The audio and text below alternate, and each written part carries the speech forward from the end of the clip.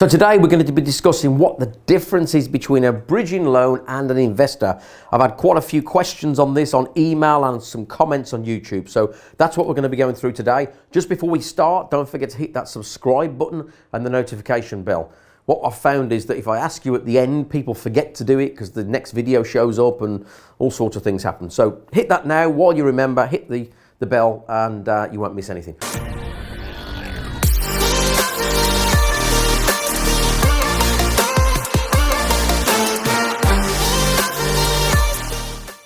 A bridging loan or an investor?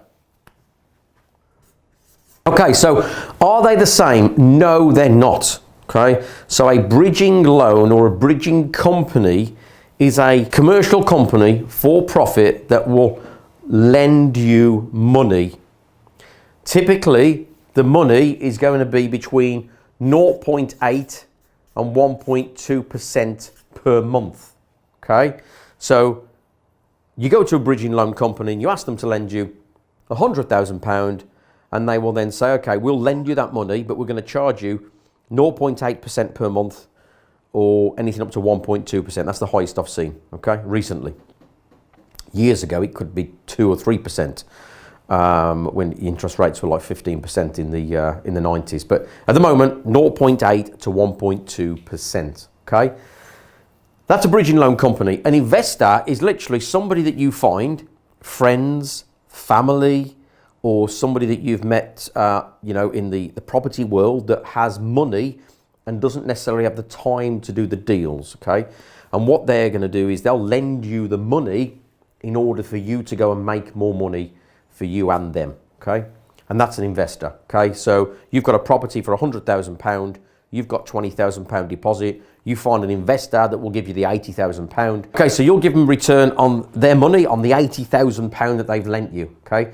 Now, at the moment, they'll be getting 0.1% in the bank, which sounds horrendous. It is horrendous, yeah. So that's all the banks are giving out right now. So if you offer them 5%, that means they're going to get 50 times more than what they're getting in the bank, okay?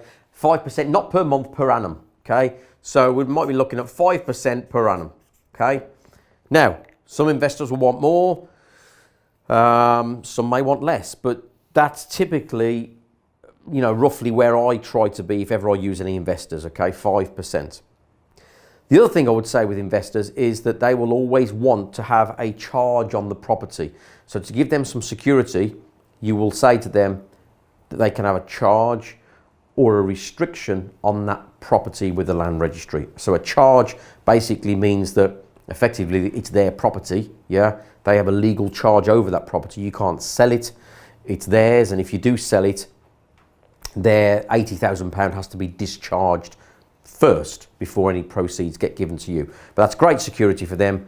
You get the money, they get security, and they also get their 5% per annum or wherever you agree. Okay, so that's the difference between a bridging loan and an investor. Now, there are certain companies out there, bridging companies, that use investors' money to lend to you.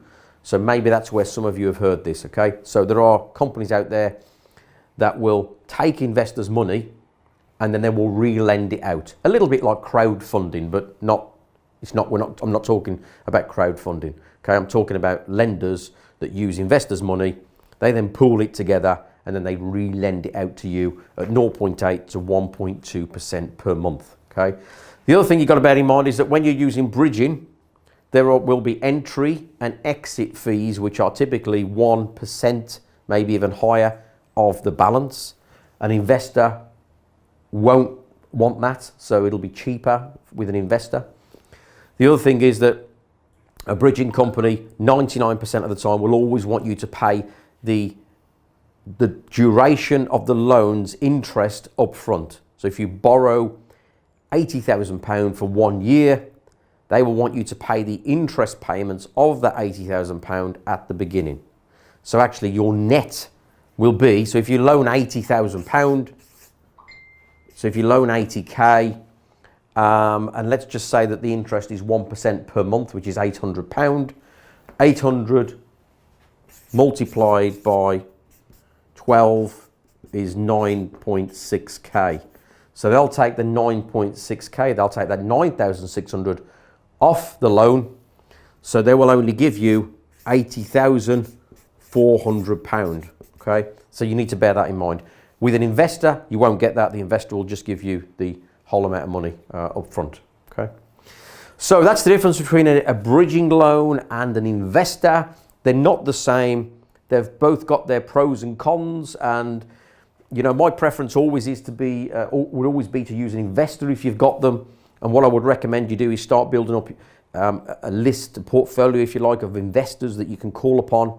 Once you've done 1 or 2 deals with an investor, then obviously they'll trust you, and therefore they'll just keep reinvesting with you. Okay, so that's what I recommend. Don't forget to subscribe, guys, and comment and let me know what you think to this video, and I'll see you on the next one.